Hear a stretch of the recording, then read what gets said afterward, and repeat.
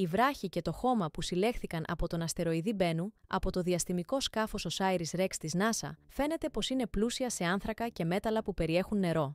Η αποκάλυψη αυτή δίνει μια νέα εικόνα για τον σχηματισμό του πλανήτη μας και δημιουργεί θεωρίες για το πώς μπορεί να έφτασε το νερό στη Γη.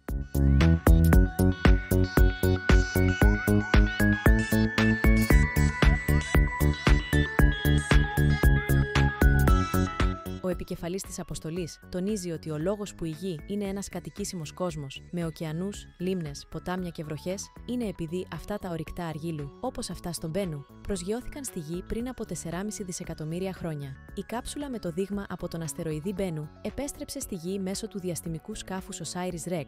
Τα δείγματα μελετώνται τώρα μέσα σε ένα απομονωμένο εργαστήριο στο διαστημικό κέντρο του Τέξας. Η αρχική εξέταση της σκόνης του αστεροειδούς έγινε από ένα ισχυρό ηλεκτρονικό μικροσκόπιο που αποκάλυψε ορυκτά αργύλου που φέρουν νερό, σουλφίδια και υψηλές συγκεντρώσεις άνθρακα. Τα σουλφίδια, μαζί με τα άλλα στοιχεία, είναι ένα κρίσιμο στοιχείο για την πλανητική εξέλιξη. Σύμφωνα με τον Bill Nelson της NASA, τα μόρια άνθρακα και νερού που βρέθηκαν είναι κρίσιμα στοιχεία για το σχηματισμό του δικού μας πλανήτη και θα μας βοηθήσουν να προσδιορίσουμε την προέλευση των στοιχείων που θα μπορούσαν να έχουν οδηγήσει στη ζωή. Και δεν έχει καν αναλυθεί όλο το δείγμα. Μπορεί να ανακαλύψουμε και άλλα ενδιαφέροντα στοιχεία. Εξοπλισμένο με 3 κάμερες, 2 φασματόμετρα και άλλα σημαντικά εργαλεία, το διαστημικό σκάφος Osiris-Rex της NASA και η κάψουλα επιστροφής δείγματος εκτοξεύτηκαν μέσω ενός πυράβλου Atlas V της United Launch Alliance στις 8 Σεπτεμβρίου 2016.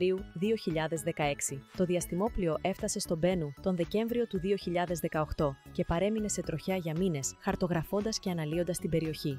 Σχεδόν 2 χρόνια αργότερα, στις 20 Οκτωβρίου 2020, το διαστημόπλοιο πλησίασε τον αστεροειδή και ακούμπησε το εργαλείο συλλογής δείγματος στην επιφάνεια. Αφού ολοκλήρωσε τη συλλογή, το διαστημικό σκάφος τοποθέτησε το δείγμα στην ειδική κάψουλα και τελικά επέστρεψε στη Γη τον περασμένο μήνα. Η κάψουλα προσγειώθηκε στη Γιούτα και μεταφέρθηκε στο Astro Materials Acquisition and Curation Office, στο διαστημικό κέντρο Johnson, όπου θα γίνει λεπτομερής ανάλυση για 2 χρόνια. Η αποστολή Osiris-Rex και το δείγμα από τον Μπένου μας επιτρέπει να μάθουμε περισσότερα για τα υλικά που υπήρχαν στη γέννηση του ηλιακού μας συστήματος πριν από 4,5 δισεκατομμύρια χρόνια και να δούμε πώς αυτά ενώθηκαν για να σχηματίσουν τον ήλιο και τη συνέχεια τους πλανήτες μας. Η σύνθεση και η εξέλιξη των αστεροειδών και των κομητών βοηθούν στην κατανόηση της προέλευσης του νερού στους ωκεανούς της Γης και στην κατανόηση του πώς η ζωή κατάφερε να προκύψει από οργανικές ενώσεις και άλλες χημικές ουσίες που μεταφέρθηκαν στη Γη. Η αποστολή στον Μπένου είναι μόνο η αρχή. Καθώς η επιστήμη και η τεχνολογία προοδεύουν, η NASA συνεχίζει να καταπιάνεται με αποστολές που ξεπερνούν τα γνωστά όρια της ανθρώπινης γνώσης και κατανόησης.